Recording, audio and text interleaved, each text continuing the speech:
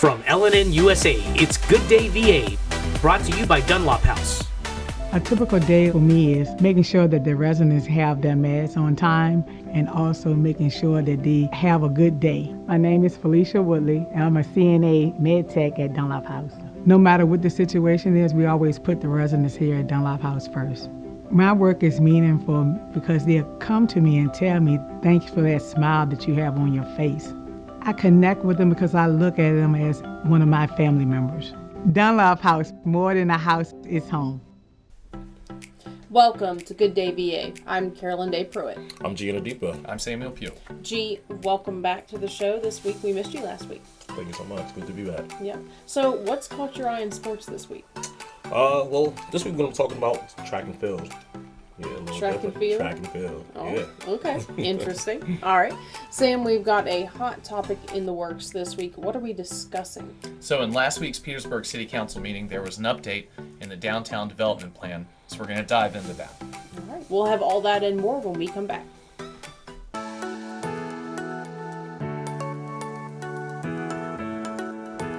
Yes, you can still get haircuts, colors, highlights, waxing services, everything that's going to make you look great right here at the Apothic Company.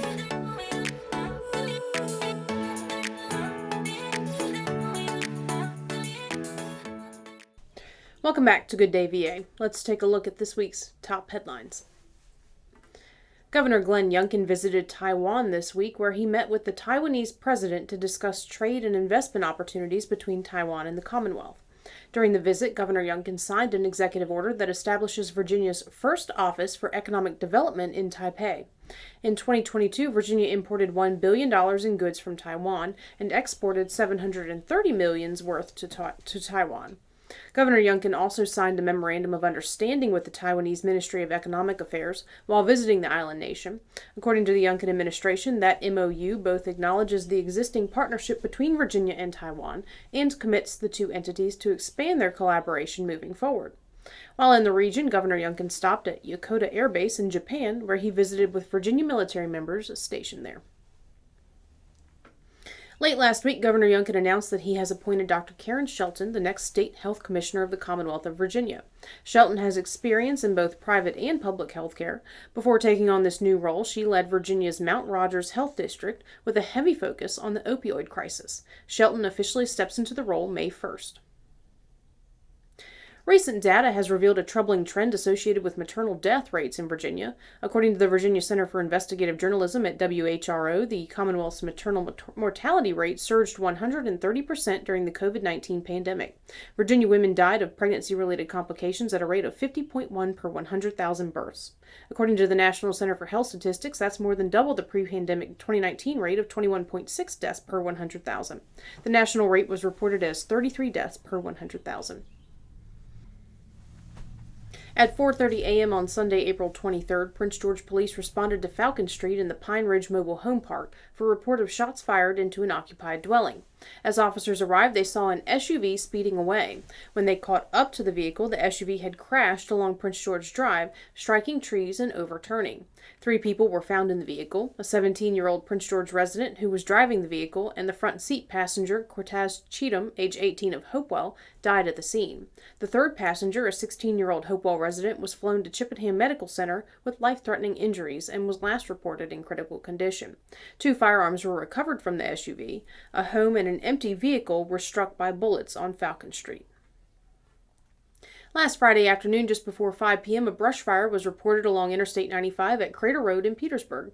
30 firefighters from Petersburg, Prince George, Dinwiddie, Fort Lee, and Chesterfield worked for over 2 hours to gain control of the fire, shutting 95 down for almost 3 hours. There were no injuries, but the cause of the fire is under investigation. The city of Petersburg is hosting a citywide cleanup next Saturday, May 6th. Petersburg residents can dispose of household trash, furniture, carpet, and appliances for free at 6 sites across the city: Cool Spring Elementary, Pleasance Lane, Peabody Middle, Blandford School, the Pittman Annex parking lot, and Legends Park. On Saturday, April 29th, Thrifty Treasures and Haley's Honey Meadery are teaming up to host Buzzing Into Spring, a small business pop-up market. The shopping event will feature handmade crafts and vintage vendors, food, drinks, music, and much more. The market will run from noon to 5 p.m. in downtown Hope. Petersburg's first encounter with the Virginia Dream this season was a nightmare, but Saturday it was the Cavaliers that put the Dream to sleep. Through 3.5 periods, the two battled within a basket of each other, but halfway through the fourth, All-Star Tavon Mealy's dominance in the paint allowed the Cavs to pull away to a 103-85 victory. The Cavs' Wayman Wright flirted with a triple-double, finishing the game with 11 points, 10 assists, and 6 defensive rebounds, an impressive feat for a 5'7" point guard against the towering opposition he faced on the floor. The Cavs now sit atop the Northwest Division of the conference with a 6-2 record. The Cavs are on the road Saturday, setting up a key divisional clash against the Capitals, the only other team to hand the defending champs a loss this year. That's it for this week's headlines. We'll take a look at weather and sports when we come back. It's time you heard the best fried chicken doesn't come out of a bucket or a box. You'll find it fresh out of the deep fryers at Breeze Inn. Virginia's finest chicken. Succulent, juicy chicken with a crispy coating. Hungry for more? Try our pulled pork barbecue, real Philly cheesesteaks, and mouth-watering burgers. Home to Virginia's finest chicken. And oh yeah, we've got a convenience store too. LNN Sports Talk, brought to you by Swader's Sports Park. Welcome back to Good Day VA. We'll jump into sports in a moment, but first let's get a check on weather from Chai the Weather Guy. LNN Weather, brought to you by Petersburg Jewelers. It is full-blown springtime weather in Virginia. And what does that mean? That means you're going to have the continuing fluctuation of temperatures. Last week was a little warmer. This week cools off. Friday, Saturday, and Sunday have highs from the upper 60s to the upper 70s. It's going to be mostly cloudy, but on Sunday, you're going to have a 90% chance of thunderstorms. So if you like that kind of weather to stay inside and read a good book and enjoy some tea, that's your day. Now, Monday, Tuesday, and Wednesday have highs in the mid-60s and lows in the mid to upper 40s. And it's going to be sunny and partly sunny. Now, Wednesday and Thursday warm up a little bit with 66 degrees and 70 degrees as your highs, but you're going to have a low of 39 on Thursday, but it will be completely sunny. So what does that mean? Get out there and enjoy the weather when you can. Be careful on Sunday because it will be a little stormy. So back to you, Carolyn Day.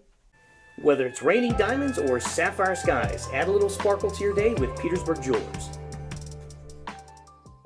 Thanks, Chai. G, let's talk sports. Let's talk sports. We're talking again track and field. Are you guys in track and field at all? No. Is there a track and field beyond high school? Yes, they compete in the Olympics. I don't watch the Olympics. Running from the cops. Oh my gosh. Oh. It's a good skill. All right, so are you guys familiar with track and field at all, at least? Somewhat, yeah. Okay, so we understand that there are track events, sprints, 100 meter, 200 meter, 3,200 meter. Then we have your field events such as javelin, shot put, right. High jump, pole vault, long jump, triple jump, things of that nature. All right, so you're all familiar, right? Yeah. So today I want to talk about a very particular athlete, Tara Davis, who just won the national championship in the long jump. Right, back in February. Wow. But she was recently stripped of her title. Can you guys guess why? She's a dude. Good guess, but no. Okay. Sorry. Stripped of her title. Yes. She did something controversial. What do you mean by that? Like politically or something like that? I don't know if you can be stripped of your title for doing something politically, but I would guess maybe most people get stripped of things because they find out that they were doing steroids or something like that. Gotcha. Perfect. Okay, good stuff. So on the right line. I guess we're on the right track there. Track. Like that, right? I tried. Anyway, but she was stripped of her title for drug uses, but not steroids, for marijuana. Interesting. Yeah. Talk to me. What are your thoughts on that, guys? First, where did this take place? Do we know? It took in America. What do you mean by where specifically? Is it like a different country, different state? Which state? Yeah, there's regulations. This was in New Mexico. Yeah. In New Mexico. I don't know what their marijuana laws are. No, federal. These guys, if it's a interstate organization, they have to follow federal law, because of insurance and all that stuff. So, yeah, can't do it anywhere. I would Interesting. imagine. Yeah, this is where the conflict between the state laws and the federal laws is. It's archaic and idiotic, and I cannot wait until the institutional grip on this kind of topic is completely gone, and we get to actually make a sensible policy for this country. So it sounds like you guys. Sam doesn't have an opinion on this. So I guess very plainly, very clearly, do you guys agree with her being stripped of her title? Okay, there's two sides of this. Okay. There's like the cosmic justice of should you smoke marijuana and have your career stolen from you, right? And then there's if you violate the laws that are set out in the contracts you sign that say this is the rules and I'm going to follow that. So like I guess in two levels, like you can feel totally different, which is what I do. You sign a contract, you got to do the thing, and if you don't do the thing, they take the thing. I mean, that makes sense. Right. But my goodness gracious, marijuana, you have a system in your body called the endocannabinoid system that has grown up with cannabis for thousands of years. So like that's why you can smoke marijuana every day for 60 years and stop one day and not die. That's the only thing that does that, right? Everything else you'll pretty much die. So, it's just ridiculous that part of nature, part of our bodies is restricted by old men. Mostly. What are your thoughts? I would agree on the contractual obligation side of it. Okay. If you sign a contract and it says that you will not do X, Y, and Z, and then you do X, Y, and Z, the obvious consequence is that you lose whatever it is you gained.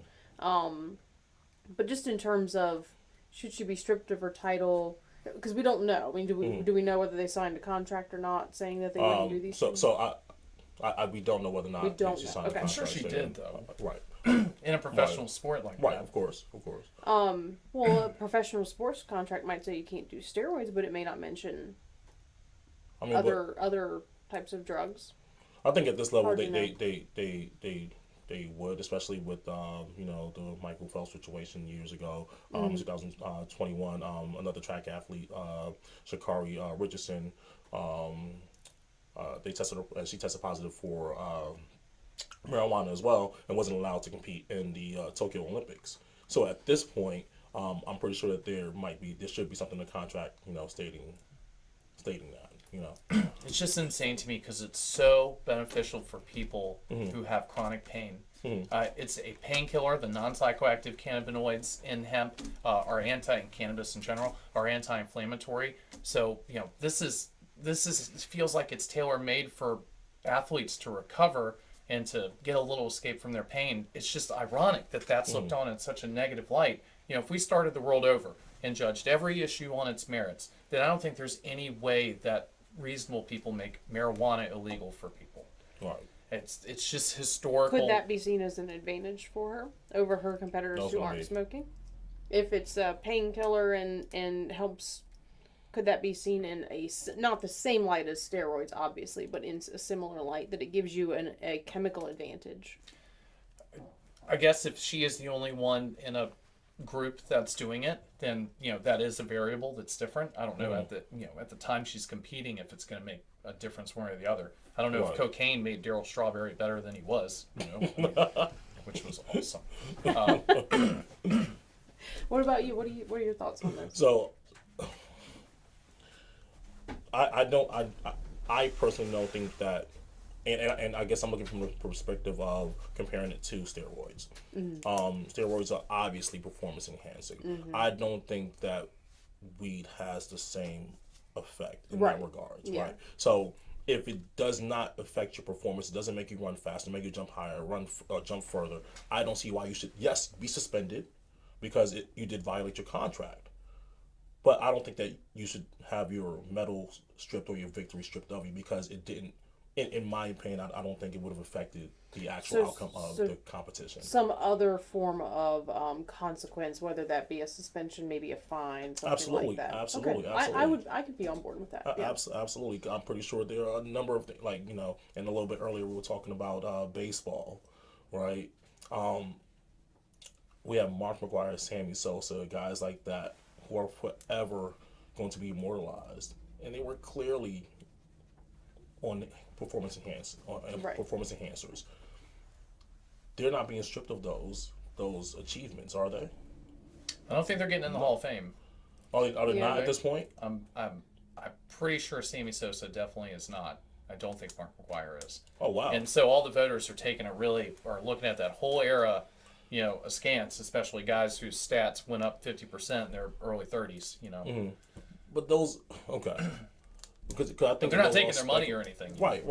And you're not going back and say, well, you may have been on steroids at this point, so we're going to take your wins away, right? You may not individually, you may not be going to the Hall of Fame, but any World Series, you're not being stripped of those things. You're not being stripped of any of those those other titles. So why should it be this? Why should it be the same for? I don't think that you should have the same consequences for those two different types of drugs. Right. I would agree. I'm not going to lump marijuana in with steroids or anything like that. Right. I wouldn't put them in the same category. I will. So Talk to how me. about we just decriminalize all of this stuff? Any system where it's competitive and there's a lot of money involved, people are going to cheat, okay? And they're going to find new ways to do it, and they're going to, inject testosterone and HGH, and so you're never going to get rid of it all. So why not just open it up and say, look, as long as you actually don't go beat up a clerk in a Men's Warehouse after your game from obvious roid rage, we don't really care. It's exhibition sports. Let's let them do it. That would even the playing field immediately. That would be fair. I disagree. I disagree. Go ahead. No, you go ahead. I disagree because I think that it should be recognizing natural human achievement and natural human skill.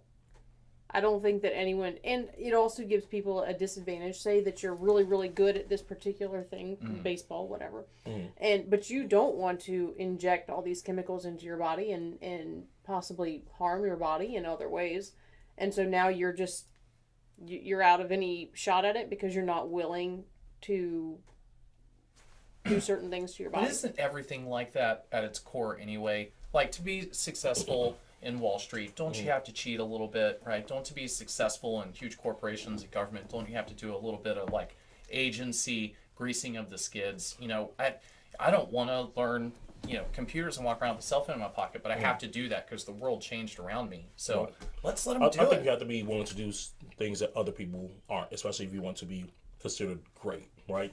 But I think that the organizations have a responsibility to these athletes, right, in terms of being able to ensure that they're staying safe, because what does that do to their life expectancy rate, because I don't think that people are going to last long if they're openly able to take steroids, you know what I'm saying?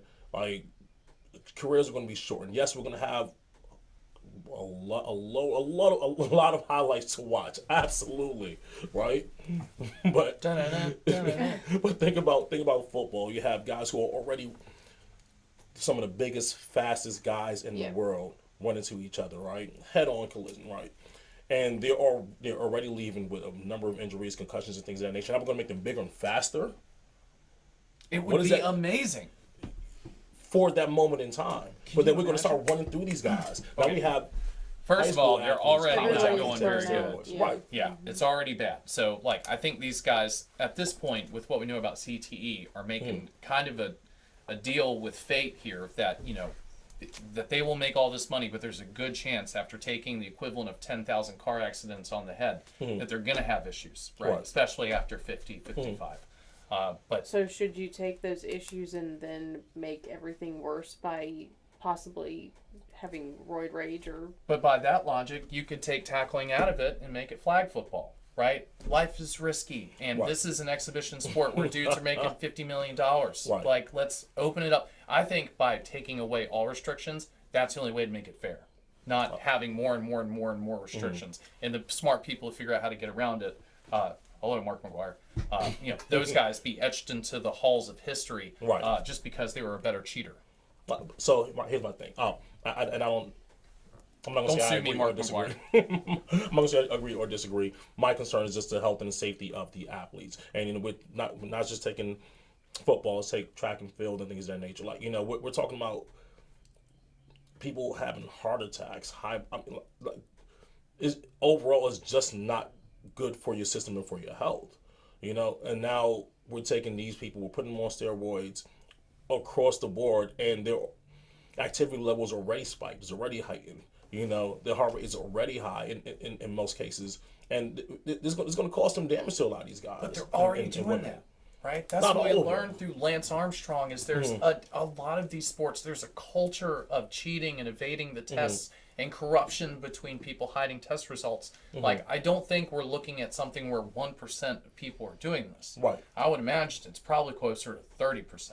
So, if If the professional cycling world was any any example. Right. So here's my thing. Right. What happens when things become when you start to take bans and start to open it up for open use? People start to abuse it. Right. The reason why we're probably not seeing as many issues is because they have to hide these things. They have to cycle on and cycle off of steroids. They can't be on it year round, right? But imagine if these people were pumping these things into their veins, into their bodies every single day. Those individuals have free will. If they want to do that, if they're willing to maybe shorten their lifespan to bathe in glory, like, I don't think I have any, like, universal sovereignty to tell them that they shouldn't be allowed to do that. Right. People know the risks. They make the trade. Right. I don't think you're going to have, a big moral conflict because decriminalizing it isn't promoting it. People are proactively going out to the world and choosing to do it. Right. And I think that, and so I'll say this to that, right? Because I know a couple of weeks ago we talked about us as people having responsibility to others who can't necessarily take care of themselves, right? For our athletes who are blinded by the glory of being great, you don't think it's our responsibility to ensure that they don't hurt themselves, to ensure that they don't overdo, because again, it is going to be overdone. We're also a country that sends 18-year-olds right into other countries to go nation build. So, I just don't understand why we say this risk is okay for this group of people, but this risk is not okay for this group of people. That standard is so unevenly applied. Right. Have you seen rally driving? Those people are insane. Okay, completely insane. We let them take that risk. We let people climb Mount Everest that, like, up until recently had like a 1 in 5 death rate. Right. So, why are some things sacred and some things not? I guess at the end of the day, it's all in what you value. I value home runs, bro. No, I want to see homers. I don't think that we have thousands and thousands of people leaving college to go climb Mount Everest, but we do have those amounts of people coming in to play football, to run track. Scale doesn't change morality. I don't individual, yeah. I understand what you're saying. It's riskier, certainly. Much larger monetary reward for playing pro football than for climbing Mount Everest. Absolutely. So, right. anyway. So there's greater reward. That wraps up our sports talk today. We will die. I'll do it. I'll take steroids. Die for our amusement, not entertainment, according to Sam. We'll be back in a moment. Swaders, Central Virginia's premier sports park. Corporate events, parties, date night, or just a family outing. At Swaders, it's always playtime. There's no place like home. That's why BSV created a simple online process where you can easily get pre-qualified for a home loan without entering a branch. Visit bsvnet.com and see how much you qualify for. Be a homebody with no sweat mortgages from BSV.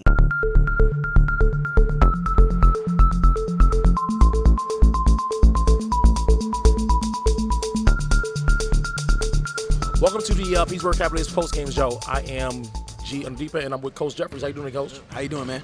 Doing well. Thanks for asking. Well, talk to me about, I guess, the Virginia Dream and the game plan for coming into today's game here. We started the game with 7 players.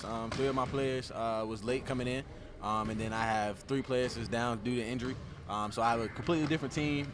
More of my later guys in the rotation getting an opportunity to actually play and compete in a very competitive game, and they held their own down to the end. But at the end of the day, I still believe in my team, believe in my guys, and we're going to keep pushing forward. Absolutely. Yeah. So, well, talk to me about, I guess, what you guys planned on doing based off of, because this is the second time you guys playing the Pittsburgh Cavaliers, right? Right. So based off of, I guess, what you guys saw last game and today, what was the game plan coming into today's game? Although you got, like you said, you were down, a couple players. I think you just have to play your brand of basketball. Regardless of whatever adversity comes, you continue to play. So the game plan was not to change anything just because we had less players. We still going to go in here. We still going to run our plays. We're going to run our sets. I'm going to give you the defensive strategy. But at the end of the day, I can coach. And the players got to play. So, at the end of the day, all I can do is draw it up, and whatever happens, happens. Absolutely. So now, through the first all the way to the third quarter, maybe even through the midway fourth quarter, the game was really, really tight. It was an exciting game to watch, even through the end, right?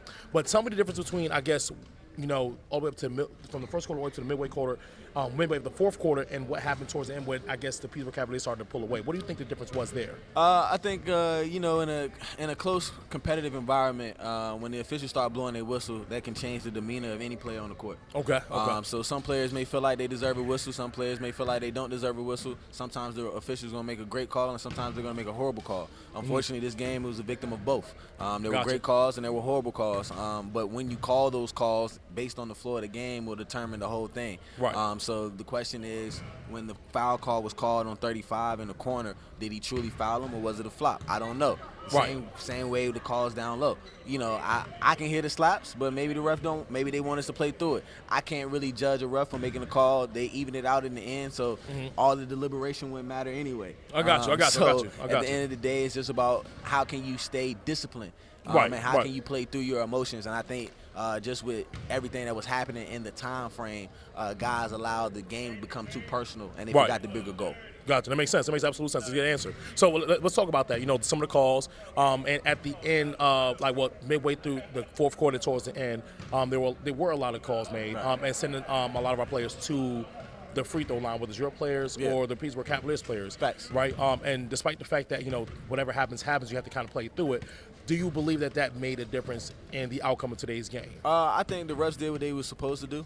They called the fouls both ways. Both teams had opportunities at the free throw line late in the game. Unfortunately, my guys didn't make their free throws when it mean the most. So when that stretch of period, if you go and you have 2 free throw opportunities and you miss both of them, and then you come down and you give up a score, you're digging yourself a hole. Then you go back to the free throw line, you miss 2 of them again. Absolutely. That's 4 points that could have been there. Absolutely. Because if you made it, then you get to stop. If you watch the game, go back and watch the game when we did make the free throw and we got back and we set up in our defense, we got to stop. We got a block shot, we got a missed shot, we got it back. Absolutely. As soon as we missed our free throws, the defense collapsed. Right. The game was bust wide open. And then you have to just be real with yourself. When you look at the time and what's left, I can only do but so much. Absolutely. If the players' demeanor is down, then you asking me to take tired legs. You ask me to take tired legs and put them into a competitive environment. Right. And then it's just some things you just can't control. Gotcha. So the end of the game was beyond our control. You got to make free throws. All right. So the Virginia Dream is a new team in the ECBL, right? Well, talk to me about, I guess, what you think about the ECBL with it being your first year in the level of competition. I think the competition is great. And I previously played in a couple other leagues. And I think the competition, the way the league is organized, is growing. I would say that I think over universal. I think we have to do a bigger call on the ECBL rules and the officials that are in it. Just because whether it's at my game or on the road, I think every week there's always a complaint. But I also don't think the officials get a proper introduction to the ECBL and to the rule book, and then they're expected to come in here and call calls. And then when we argue them, if they don't know, what can you do? Wow. Because there's examples from this game that there's some things you can do and there's some things you can't do, even as a coach. You can't stop the live ball. Like, the opposite coach can't stop the game in the middle of the game when the ball comes in. You can't do certain things like that. But if the ref not aware of that and then you just dead it, and then you didn't know where to inbound the ball at. It's little things that go a long way, but it looks bad on camera when you carry yourself as a professional, organized league. So you have to make sure your officials are also professional and organized. So take time over the summer during the season and do official camps. That way all the officials that are affiliated with the league know what they're doing, so that way coaches can come in and coach and they ain't got to worry about the refs. I try not to worry about them. But if you don't know the rules, what can I do? Absolutely, that makes absolute sense. That makes absolute sense, and I second that. But here I will say this though. Earlier you talked about still having to play through the calls, despite what the refs are calling, despite what calls are made, right? And at the end of the day, you still have to capitalize off of that. So it sounds like that was the moral of the story. At the end of the day. At the end of the day, you come in here, you play basketball. We are at a professional level. Guys have played up and down, you done played games, you done did whatever your basketball resume is, you done it. So it's not your first time walking into a gym, walking into adversity, walking into officials. At the end of the day, you have to come in, you have to lace your shoes, and you have to be a man just like the other team got to be a man. Absolutely. And whatever you leave out there on the court will speak for it. Right, What's your right. why and what are you doing it for? If you don't Love it. understand that, then you're going to be frustrated. You're going Absolutely. to have a season the way we're having a season.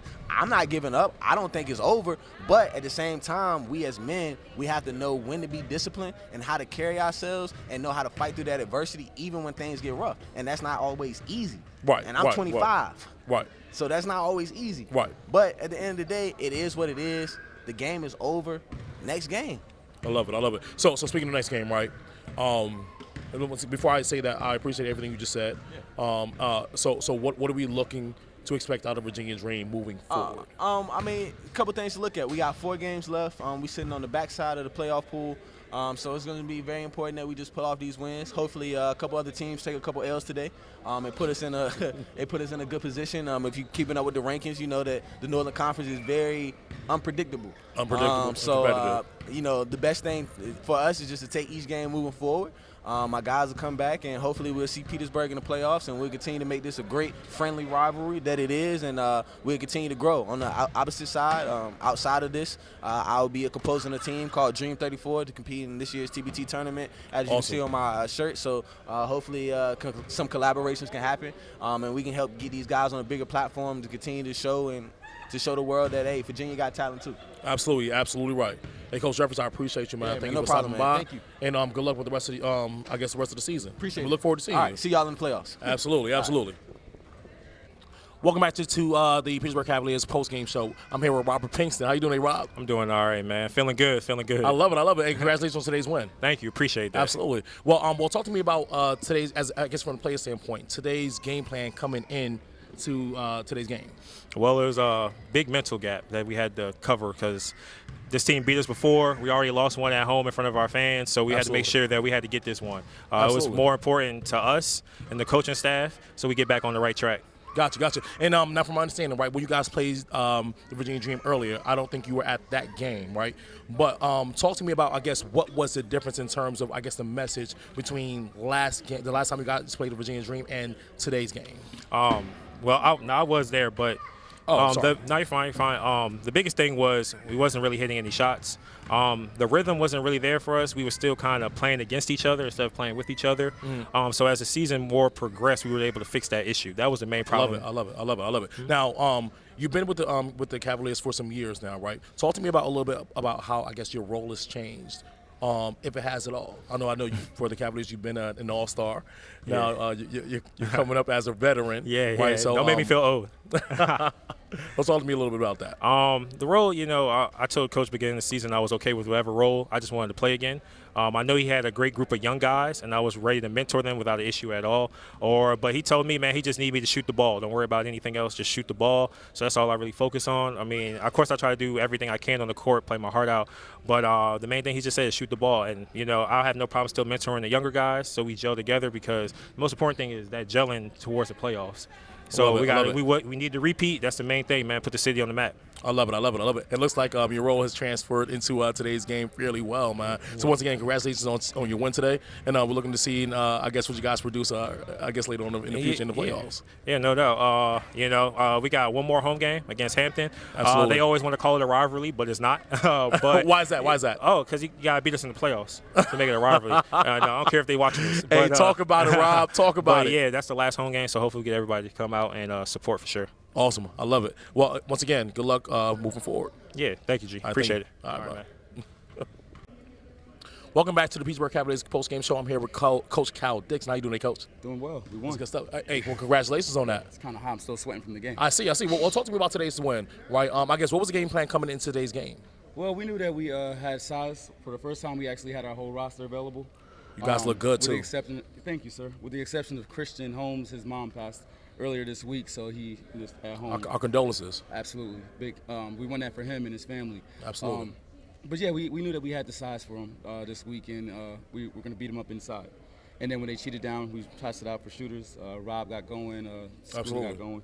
So. Absolutely. Sounds good. Well, talk to me about, I guess, the biggest difference between today's game and the time we played them last time where we lost by what? How many points? Was it just 2? We lost by 2. Right. The difference between this game and the last game, I think that we took care of the ball better than we did last time. Sounds good. We got some good shots. we were able to make a lot more jump shots this game than we did last game. And then once they started cheating out, we started dumping it in. So basically, we're playing like a game of where you sit on the seesaw. So they go in, they cheat inside, and we start shooting jumpers. Absolutely, they absolutely. Started helping on the outside, we went back inside. So it's like a little seesaw.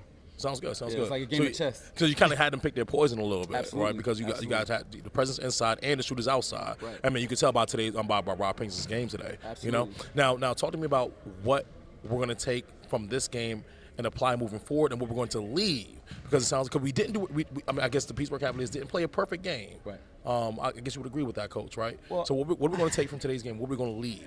Well, what we're going to leave is the fact that we didn't come out there the way that we closed the game. Okay. If we can bottle that up and serve it to each other in the beginning of the game, and Absolutely. just use it throughout the game, then it'll be a very vicious team to play against. Absolutely, I agree. But as far as what we can build from this game, you said we're gonna leave that. Where we at? I got confused. What are we going to take moving and apply moving forward? So which one did I just do? Take? You just did leave. What are we going to leave? You gonna leave that? No, I want to take that. Oh, you want to take that? Okay. No. What What we're gonna leave is the lackadaisical. We need Okay. to be more aggressive, and what we're gonna take is what we did that it closed the game to make sure that we make a big, strong push and let them feel us defensively. Love it. I think that's what we did better. I love it. So let's talk about towards the end of the game where you got pretty well. You even asked the DJ to turn the music down. So talk to me about that and how close we were to getting the tech. Yeah. And what was happening there? I wasn't clear on that. Well, I saw a play. I saw a call that didn't get called, and I got tired of seeing the same thing happen on this side of the court. So I just lost it for a second there, But I still maintain respect with them. Right. You just got to make sure that you're calling it both ways, because what happens is that if we're down there, that means the guy's on the baseline. But when he comes back down, he's a trail ref, so that means it's a different guy on the baseline. So this guy's calling it one way. When the ball goes down there, he becomes a trail ref, and the other guy goes on the baseline. Makes so sense. He's calling it a different way. So it's two different calls that are happening. So I'm like, you guys need to huddle up or figure something out, flip a coin, because you guys are not calling the game the same way. So it's a learning process for everybody. It's still, halfway point through the season. I thought that we'd knock this out. We got one more home game, the 20th of May. Right. Hopefully we'll have everything together by then. Hope so. Well, let's talk about the refs, right? How big of a fear was it that you feel, I guess the officiating would affect the game? I wouldn't say so much as it being fear. I would say more so along the lines that I tell my team, if we keep the game close, we put it in their hands. If we blow them out, take care of business, it's in our hands. We're in Absolutely. control. So I wouldn't say there was a situation that we were fearful. I knew that I had the right people on our team in the game at the right time to take care of business like they did. Absolutely. So there was no fear at all. I love it. Well, once again, congratulations, Coach Dixon. Thank you. You guys did a great job, Absolutely. and we'll look forward to seeing what you guys bring in the future. Absolutely. See you May 20th. May 20th. All right. Once again, that was the Cavaliers Postcase Joe. I am G Underdeepa. Yes. And we're here with Coach Dixon. Thank you. And we'll see you guys next time. Take care.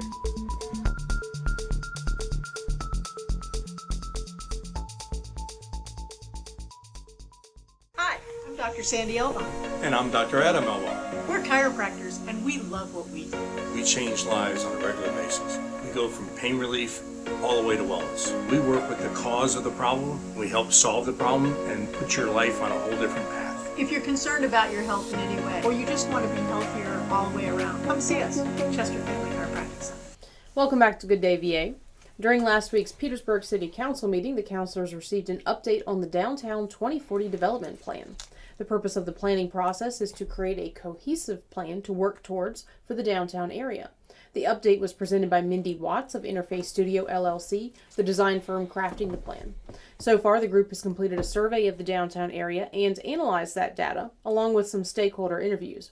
The current step underway in the process is the formation and meeting of the advisory committee for the planning process, which met for the first time last week. Interface Studio has outlined the boundaries of what they are considering downtown. That area falls inside the square created by I-95, the Appomattox River, Market Street, and Wythe Street. Gentlemen, what are your initial thoughts on this effort to create a cohesive downtown plan for Petersburg?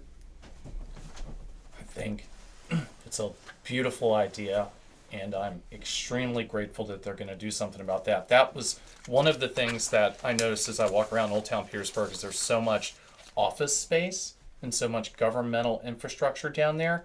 So it seems like their administrative district has overlaid the commercial district, which I don't understand. So I'm glad they're going to be trying to maximize this for commercial and residential, as opposed to, the dog catcher office, So according to the data that they presented, about 50% of the downtown building space is currently used for either commercial use or what they called institutional use, which is things like you're talking about government offices, churches, that sort of thing.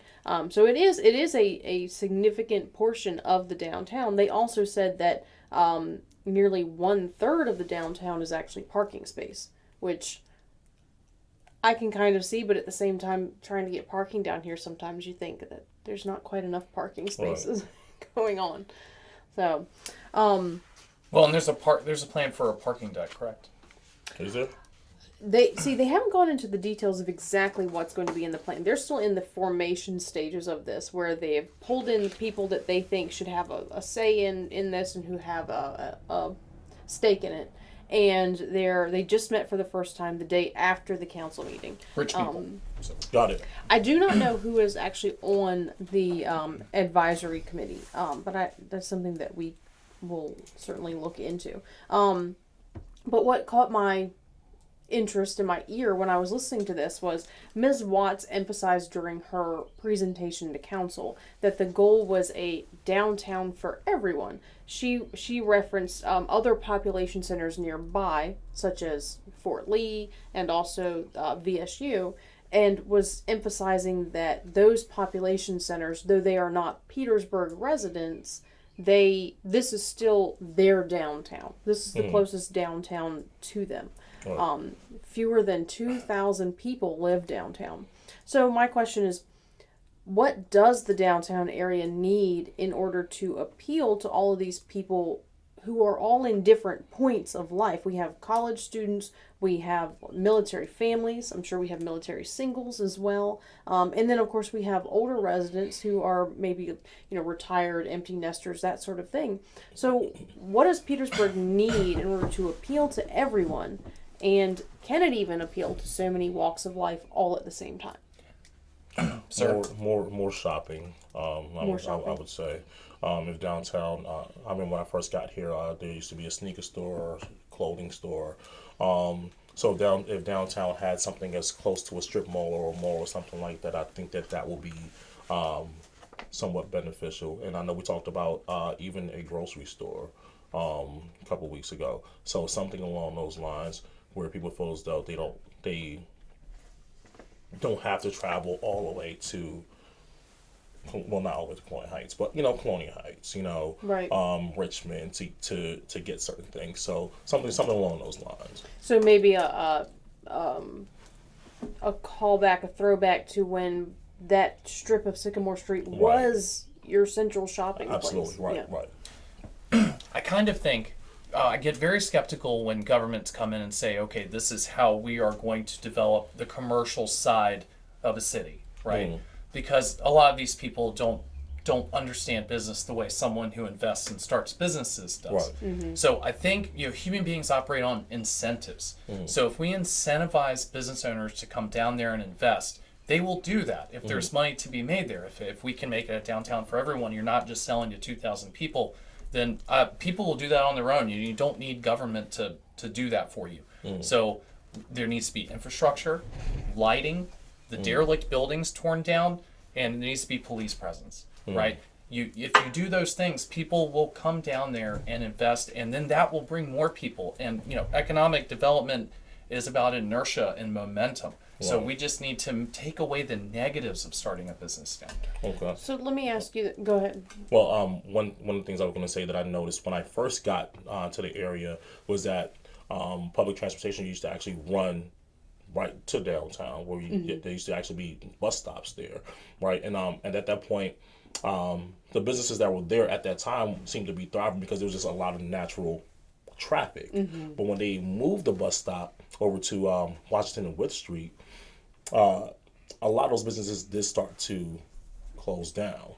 Maybe that could be another thing that they could take a look at, is finding a way to get some kind of natural traffic going. What time frame was that? What year was that? That was back in between the years of 2003 and 2000 and I want to say maybe 8 or 9, something like that. So you're talking about when Jeff Bezos came in and completely wrecked their retail model.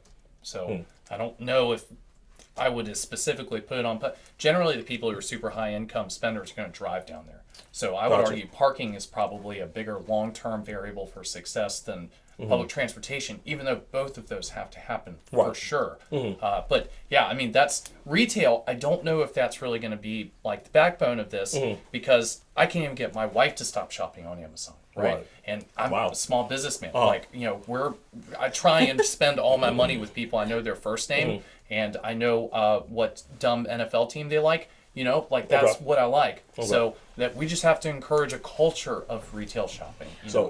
Well, one thing we can take a look at is, because you talked about high-end spenders driving down there, maybe the type of retail shops we're going to have down there. For example, a Trader Joe's. The closest nearest Trader Joe's or Whole Foods is all the way up in Short Pump. And believe it or not, people from this area will travel to Short Pump. Now, we have one right around the corner from you. Why not? You know?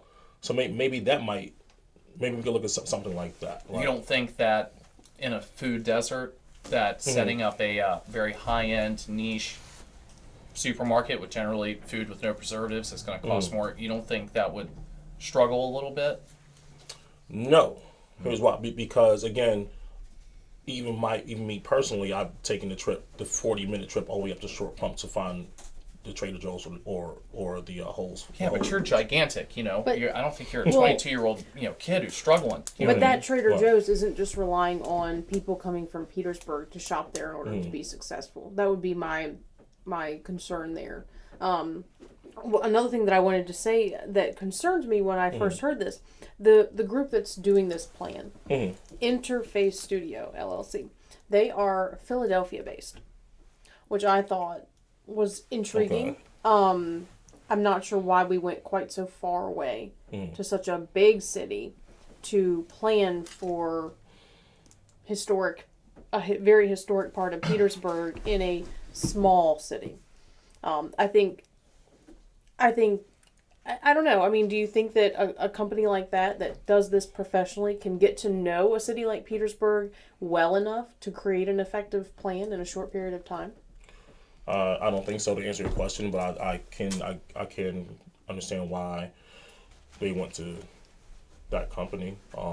If he was inspired to be somewhere, maybe the long-term goal is to grow Petersburg to where it's something similar to a bigger city.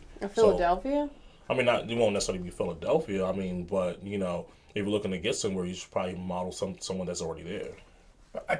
So, I think back to Jay-Z and Rick Rubin. Okay, they didn't know each other, so they produced like an astounding work of art, right? So I don't think you have to have a design company that's from your town to understand the commercial side of historical cities, right? Which is what Philadelphia is, right? It's as old as Petersburg is. So I think those concepts might translate. I would say, one, it's not just about commercial. This is an all-inclusive development plan. It's going to include housing. Spray tan? Spray tan. I hope so. Because I would definitely benefit from that. Apparently a spray tan booth is on the request list. Trump may come to that.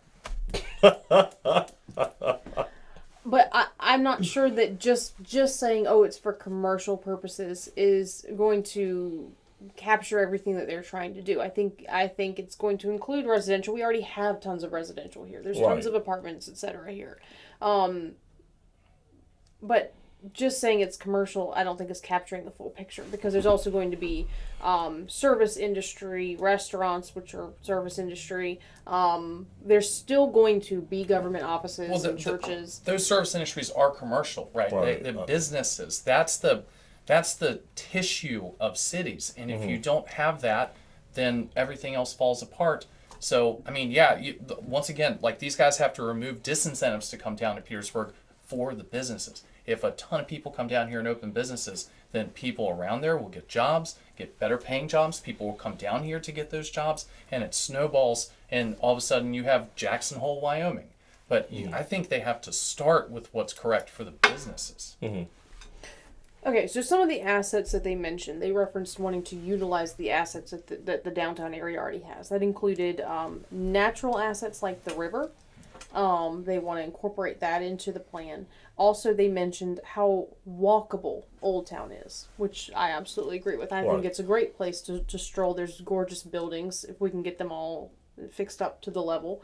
And also, they talked about like really cool, intriguing hidden spots around town, like the ironworks. What are some of the other pros that, as Petersburg residents or business owners, we see that could also draw people here? Infrastructure. They have to fix the flooding down there. But that's not an existing pro. Existing pro. Oh, sorry. Rephrase the question. Sorry. Basically, you know, what else beyond what they saw could draw people here? Well, okay, so I think that one of the big, huge advantages that Petersburg has that people take for granted is interstate access. So 85 and 95 dump out right there. 460 bumps into it. So yeah, I mean, I think it's in the central spoke of a wheel of roads that are all dumping into Petersburg. So you could bring tons of people in for day trips. So I think you have to leverage what's your strength. You know, like find out what you're the best at and leverage that as much as humanly possible. And it's the beauty of the historical architecture down there. Yeah, that was one of the things I was going to mention, that it is a very beautiful old city. Absolutely beautiful, charming, especially being from a bigger city. Coming down there, it was something a little different for me, and I enjoyed, like you said, just strolling through it and seeing the differences and, you know, the infrastructure and the buildings and things of that nature in comparison to what, you know, I was used to. So there huge granite buildings. I mean, it's awesome. It's great. Right. So there's definitely a beauty in that, and but again, like you're saying, Stam, we have to have people. We have to draw people there somehow to come and see that. And I do agree. It does start with, you know, getting some businesses down there. You know, having people, giving people a reason, whether it's a Trader Joe's or something else. Right. But getting people down a reason to come down there. Right. Right. And then now is the business's point to retain them. Can you imagine a row of restaurants on the river with like old red brick facades and everything? Oh man, yeah, that absolutely. would be wonderful. So one of the cons that was mentioned in the update, it was really the main con that they talked about, was there's a lack of a central gathering place downtown. Ms. Watts mentioned the Petersburg Harbor area that they are working on. They're developing a plan for. But in reality, that space is a little bit removed. That's over near Trapezium, near the train station. That's a little bit removed from what most people consider like the walkable area of downtown. Petersburg had Old Town Square, but the city opted to remove it rather than make it a permanent, attractive gathering space. So do we think that the city leadership will change their minds about creating a central gathering space like Old Town Square if it's recommended by someone from the outside? Or do we think that the idea of having a central gathering place is not going to get a lot of traction in Petersburg? We have to have somewhere to protest and riot, so I'm all for it. Well, you can just do that in the streets. But like, you know, the bullhorn stuff, like, it works best in the square. But I think having somewhere like in Charlottesville, they have their little area that is pedestrian only. Williamsburg, same thing right there in the historic part. And I think it works really nicely. It's a nice place for people. They can go down, they can park nearby, and it's still walkable. They can stroll around to all the different shops and sit outside and eat, all that sort of stuff, and just enjoy it. People go down and walk their dogs, you know. I think it's just a great chance to get people out and gathered together. And it'd be beautiful. Yeah. So, I mean, but the question being, Is city leadership likely to change their mind about this? They were against keeping the Old Town Square in place. I've long ago since trying to predict what local and state politicians are doing financially and philosophically. Giving up on that, huh? But remember, like we were talking about aesthetics yesterday, all these old European cities have these squares, you know, and that's like the beating heart of, you know, of where you radiate the theme out of. So I think if they were wise, then absolutely. Well, I guess I want to know why that was voted against in the first place. I don't think that they actually voted on that. I think that was a city manager decision with the previous city manager, not the current city manager. Gotcha. But they haven't specifically argued this point yet. We're talking about Old Town Square. This point being, like having the company come in and design. The company has not presented a plan that shows where they would put a central gathering space if they were to put a statue of Sylvester Stallone right in the middle. Rambo. Let's do it. I mean, it is a Philadelphia-based company, right? That's right. We'll just put random stairs somewhere for people to run up and down. All right. Interface Studio has stated that they will be hosting community information sessions in early summer and early fall, with the first one likely to be scheduled for late May or early June. So stay tuned for more information on that as it becomes available. The finalized development plan is expected to be complete by the end of 2023. Thank you to our viewers for tuning in to the show. If you want to be notified when our next videos drop, be sure to subscribe to us on YouTube and click the notification bell. When Good Day VA returns, Dr. Sandy and her staff are taking us off the charts, and Destiny Davis is talking turkey in Wild Roots. Today's show is brought to you by our friends at the Cloud Factory, who take a customized approach to their customers. They know not everyone is alike, and neither are their needs. So, the Cloud Factory focuses on what's best for you when it comes to CBD, hemp-based products, vapor nicotine, glassware, and just about anything, providing alternative routes to a healthier you.